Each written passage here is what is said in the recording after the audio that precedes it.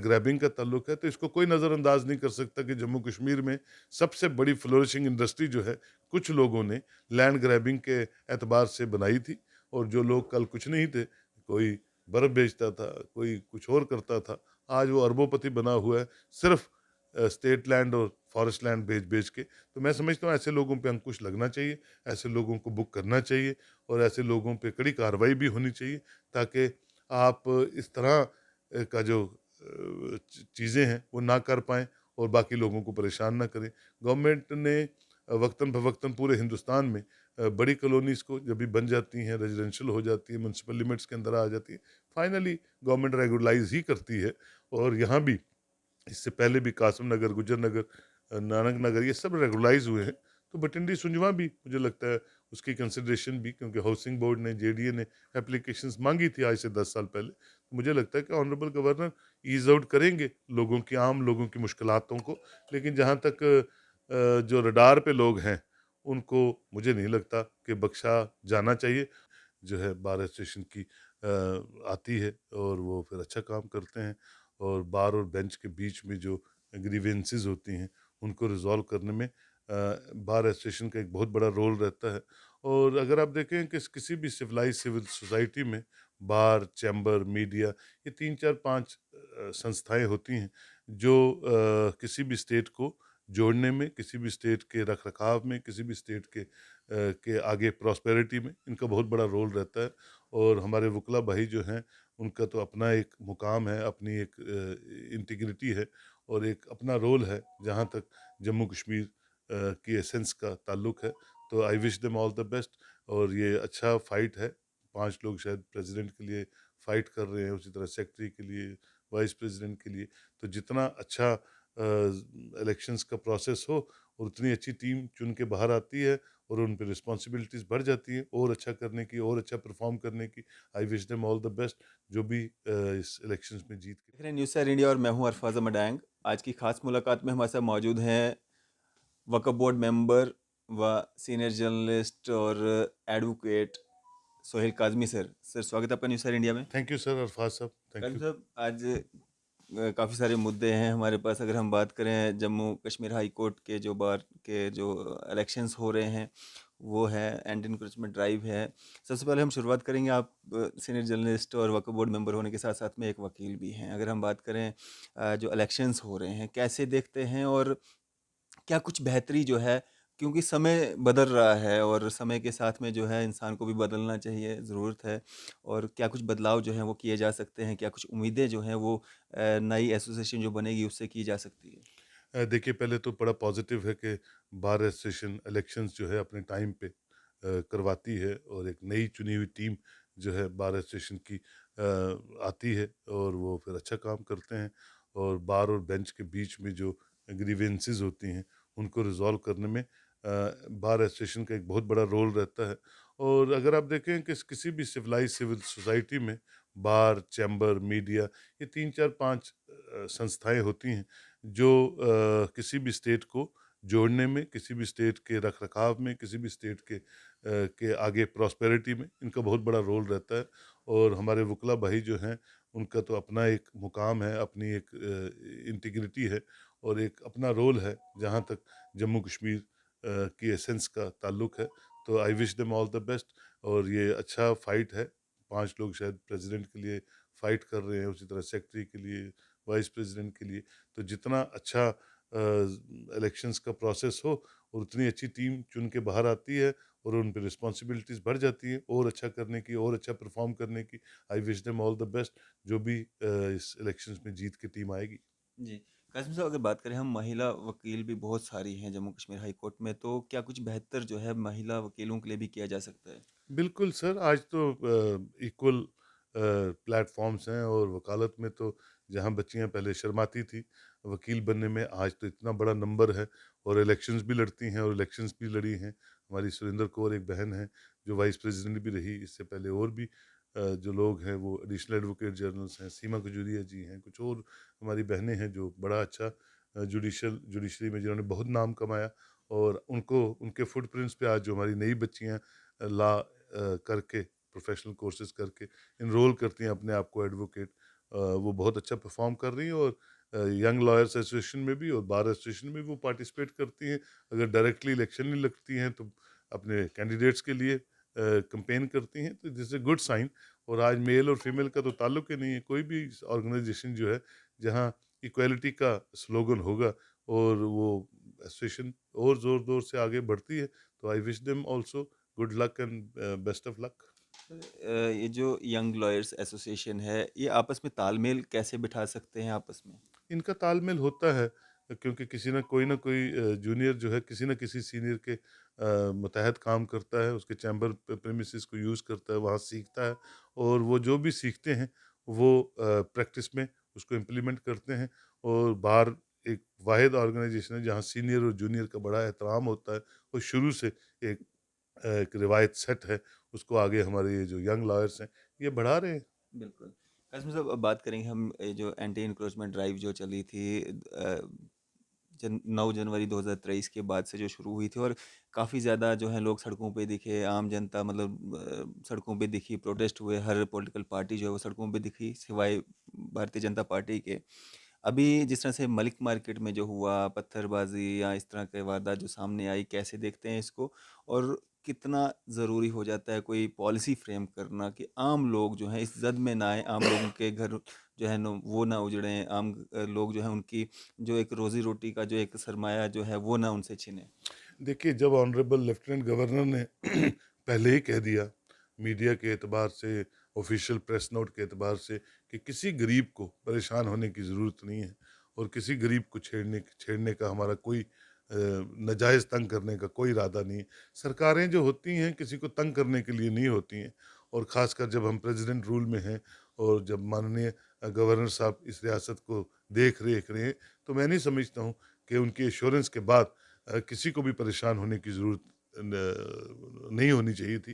लेकिन जहाँ तक परसों जो इंसिडेंट हुआ, वो मैं उन लोगों को अनफॉर्चुनेट मानता हूँ, जो सियासत में हैं या सियासत से बाहर हैं, जो लोगों को गुमराह कर रहे थे कि बिला वजह जी आपके मकान टूट जाएँगे, आपका ये हो जाएगा। और फाइनली उनमें से 5 लोगों पे एफआईआर भी लगी और बुक हुए, क्योंकि मैं समझता हूँ कि जब हेड ऑफ़ द स्टेट ने आपसे कहा, उसके बाद भी अगर आप इस तरह की प्रैक्टिसेस करते हैं, तो law has to take its own course. लेकिन जहाँ तक इंक्रोचमेंट्स का ताल्लुक है, जहाँ तक लैंड ग्रैबिंग का ताल्लुक है, तो इसको कोई नज़रअंदाज नहीं कर सकता कि जम्मू कश्मीर में सबसे बड़ी फ्लोरिशिंग इंडस्ट्री जो है, कुछ लोगों ने लैंड ग्रैबिंग के एतबार से बनाई थी। और जो लोग कल कुछ नहीं थे, कोई बर्फ़ बेचता था, कोई कुछ और करता था, आज वो अरबोंपति बना हुआ है, सिर्फ़ स्टेट लैंड और फॉरेस्ट लैंड बेच-बेच के। तो मैं समझता हूँ ऐसे लोगों पे अंकुश लगना चाहिए, ऐसे लोगों को बुक करना चाहिए और ऐसे लोगों पे कड़ी कार्रवाई भी होनी चाहिए, ताकि आप इस तरह का जो चीज़ें हैं वो ना कर पाएँ और बाकी लोगों को परेशान ना करें। गवर्नमेंट ने वक्तन-फ़वक्तन पूरे हिंदुस्तान में बड़ी कॉलोनीज़ को जब भी बन जाती हैं, रेज़िडेंशियल हो जाती है, म्युनिसिपल लिमिट्स के अंदर आ जाती है, फाइनली गवर्नमेंट रेगुलराइज़ ही करती है। और यहाँ भी इससे पहले भी कासिम नगर, गुजर नगर, नानक नगर, ये सब रेगुलाइज़ हुए हैं। तो भटिंडी सुंजवा भी मुझे लगता है उसकी कंसिडरेशन भी, क्योंकि हाउसिंग बोर्ड ने, जेडीए ने एप्लीकेशंस माँगी थी आज से 10 साल पहले। तो मुझे लगता है कि ऑनरेबल गवर्नर ईज़ आउट करेंगे लोगों की, आम लोगों की मुश्किलातों को। लेकिन जहाँ तक जो रडार पे लोग हैं, उनको मुझे नहीं लगता कि बख्शा जाना चाहिए।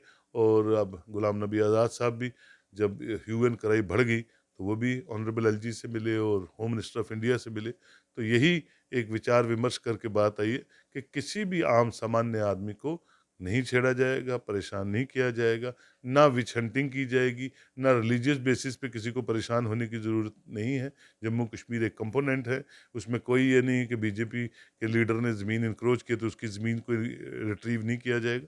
बीजेपी के लीडरों से भी ज़मीनें रिट्रीव हुई हैं, कांग्रेस के भी, एनसी के भी, और जो भी इस कानून की उल्लंघन जिन्होंने की हुई है, उन सब पे नकेल डाली जा रही है। तो इसलिए ये कहना कि विच हंटिंग है या कुछ ऐसा है, ऐसा कुछ नहीं है। ये जनरल सबके वेलफेयर के लिए है और इकोलॉजिकल बैलेंस को मेंटेन करने के लिए इन इंक्रोचर्स को कड़े हाथ लेना मैं समझता हूँ बहुत ज़रूरी था। बिल्कुल। कासिम साहब, जिस दिन ये मलिक मार्केट का वाक़या होता है, उसी दिन डीडीसी काउंसलर कहरा और आप आम आदमी पार्टी के नेता महराज मलिक जो हैं, वो एक स्टेटमेंट देते हैं, जिस आधार पे जो है उस स्टेटमेंट के आधार पे उनको अरेस्ट किया जाता है। आज भी वो हवालात में हैं। कुछ उसी तरह का स्टेटमेंट जो है भारतीय जनता पार्टी के वाइस प्रेसिडेंट जे.एंड.के स्टेट के हैं युद्धवीर सेठी जी, वो भी देते हैं। तो एक ही यूटी में ये दोहरा कानून कैसे? अगर एक के खिलाफ कार्रवाई हुई तो दूसरे के खिलाफ क्यों नहीं? या देखिए, होनी मुझे चाहिए थी? होनी चाहिए, बिल्कुल होनी चाहिए।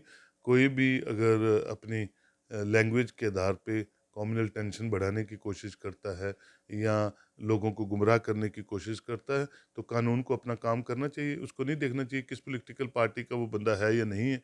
तो लॉ तो सबके लिए यूनिफ़ॉर्म होता है और यूनिफ़ॉर्म लॉ में हर बंदा अकाउंटेबल होता है और अकाउंटेबिलिटी में कोई भी लीडर जो है, वो बख्शा नहीं जाना चाहिए। जी। तो क्या एक मैसेज रहेगा आपका आम जनता के लिए? देखिए, जब हेड ऑफ़ द स्टेट या ऑनरेबल चीफ सेक्रेटरी या भदौरिया साहब ने सबको एश्योर किया है कि किसी को परेशान होने की ज़रूरत नहीं है, किसी को विच हंटिंग नहीं की जाएगी, किसी को रिलीजियस बेसिस पे तंग नहीं किया जाएगा।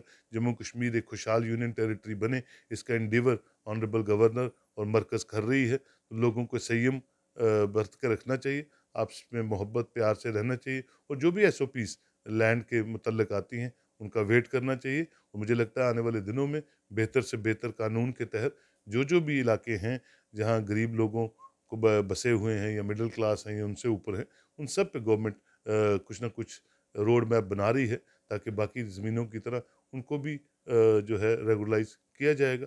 और तब तक जब तक ये लॉज आते हैं तब तक मुझे लगता है कि भड़कालू भाषणों और भड़कालू बातों पे लोगों को नहीं आना चाहिए और बिल्कुल एक सिविलाइज सोसाइटी की तरह हमें रहना है, रहते रहे हैं और आगे भी रहते रहेंगे। जी। कासिम साहब, अगर बात करें हम वक्फ बोर्ड की, आप वक्फ बोर्ड के मेंबर भी हैं, किस तरह अभी कुछ दिन पहले हम देख रहे थे कुछ फैसले भी लिए गए हैं, क्या फैसले हैं और किस तरह से डेवलपमेंट को आगे बढ़ाया जाएगा वक्फ बोर्ड में के द्वारा? 7 तारीख को अरफात साहब सुबह 12 बजे से लेकर रात को 8 बजे तक 6th board meeting Haj house में कन्वीन हुई है, जो under the chairmanship of doctor Darakhshan Andrabi और हम सब मेंबर्स के बीच में हुई है। कुछ ऐसे लॉन्ग पेंडिंग इश्यूज थे, तकरीबन 29 के करीब जम्मू के और एक 30 के करीब कश्मीर के, जिन पे फुल्ली डेलिब्रेट करके उनको पास किया गया है, जो वक़्फ़ के फेवर में हैं, वक़्फ़ प्रॉपर्टीज़ के फेवर में हैं, लोगों के फेवर में हैं। और मैं समझता हूँ कुछ ऐसी चीज़ें जो अटकी हुई थी पिछले कुछ सालों से, काफ़ी सालों से, 10-10, 12-12 सालों से, उनको निकाला गया है ताकि ये सब चीज़ें ईज़ आउट हों और वक़्फ़ जो है पहले ही 7-8 महीने से बहुत अच्छा काम कर रहा है और उसको काम करने का मौका मिले और हमारे जो एम्प्लॉइज़ हैं, हमारा जो स्टाफ़ है, उनका बहुत बड़ा योगदान है वक़्फ़ को स्ट्रॉन्ग करने में। आने वाले दिनों में आप देखेंगे, जब भी हमारा वक़्फ़ डे होगा अप्रैल में शायद, आप देखेंगे कि 1 साल में क्या अचीवमेंट्स वक्फ बोर्ड की रही हैं, वो हम सब आपको बुला के, आपको इनवाइट करके आपके सामने दिखाएँगे और ऑनरेबल गवर्नर साहब भी होंगे। तो आप देखेंगे कि बोर्ड ने 1 साल में कितने माइलस्टोन्स, अभी ज़्यादा वक़्त नहीं हुआ है, वो कितने किए हैं, वो हम सब पब्लिक के सामने in the month of April और मई जब भी हमारा वक़्फ़ डे होता है, उस दिन हम लाएँगे और अच्छी तरह ये बोर्ड चले और ख़ासकर मुस्लिम कम्युनिटी के सेंटिमेंट इसके साथ जुड़े हैं, ज़ियारतों के, मस्जिदों, मसाजिद के सबके सेंटिमेंट जुड़े हैं।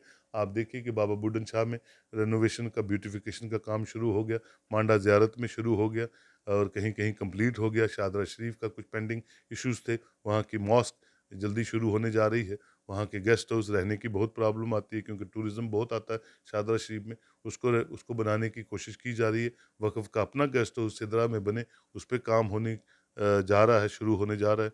पार्किंग फैसिलिटीज़ शुरू होने जा रही है। ये सब चीज़ें हैं, एम्प्लॉइज़ के वेलफेयर की स्कीम्स को लॉन्च किया जा रहा है। तो ये सब चीज़ें जो हैं वक़्फ़ से जुड़ी हैं और काफ़ी देर से पेंडिंग थी और बड़ी हार्ट थ्रॉब मीटिंग में जो 7-8 घंटे चली ऑनरेबल दरख्शां अंदराबी जी की क़यादत में, तो सब चीज़ें जो हैं वो आपके सामने आएँगी और उसका फ़ायदा जो है पूरी जम्मू कश्मीर यूनियन टेरिटरी के लोगों को होगा। होगा, बिल्कुल। काज़िम साहब, पार्किंग की आपने बात की, पार्किंग के लिए एक बिल्डिंग बननी थी डीसी ऑफ़िस के साथ में, जगह जो है वो भी, और रिबन भी काटा गया था, लगभग 1 साल हो चुका है उसको, तो वो बिल्डिंग अभी तक क्यों नहीं बनी सर है? 1 साल नहीं हुआ, 1 साल तो हमें नहीं हुआ अभी आए हुए। हमें हमें अभी 8-9 महीने हुए हैं, लगभग लगभग। लगभग 3 महीने हो गए अच्छा। और उसके उसका एक प्रॉपर तरीका है सर, उसमें टेंडर्स फ्लोट किए हुए हैं। 2-3 बार टेंडर्स फ्लोट किए, कॉन्ट्रैक्टर्स नहीं आए। एक बार दोबारा अब टेंडर डाला है, तो जैसे ही टेंडरिंग का काम खत्म होता है, तो इमीडिएट उसकी सैंक्शन्ड अमाउंट है, उसका काम शुरू हो जाएगा और सबसे पहले मैं आपकी गाड़ी उसकी पार्किंग में लगाऊँगा और क्योंकि आप यहाँ पार्किंग की बड़ी बिल्कुल। दिक्कत है और पार्किंग जो है एक इम्पॉर्टेंट फैक्टर है एक स्मार्ट सिटीज़ को बनाने में। और नीचे पार्किंग 2 टायर पार्किंग्स है, ऊपर शॉपिंग कॉम्प्लेक्स है जो कैटर करेगा गुजर नगर को, डीसी ऑफिस को, वजारत रोड को, और यहाँ के जो हमारे अनएम्प्लॉयड बच्चे हैं उनको भी रोज़गार फराहम करेगा। जी, चलिए शुक्रिया हमारे साथ बातचीत करने के लिए। Thank you very much. तो ये थे हमारे साथ Sohail Kazmi ji, Waqf board member, senior journalist, advocate. आपकी इस सब पे क्या राय है? आप भी अपनी राय ज़रूर साझा कीजिएगा। इसी तरह की मज़ीद अपडेट्स के लिए आप देखते रहें न्यूज़ सैर इंडिया। मैं अरफाज़ अहमद, कैमरामैन शाहनवाज़ के साथ।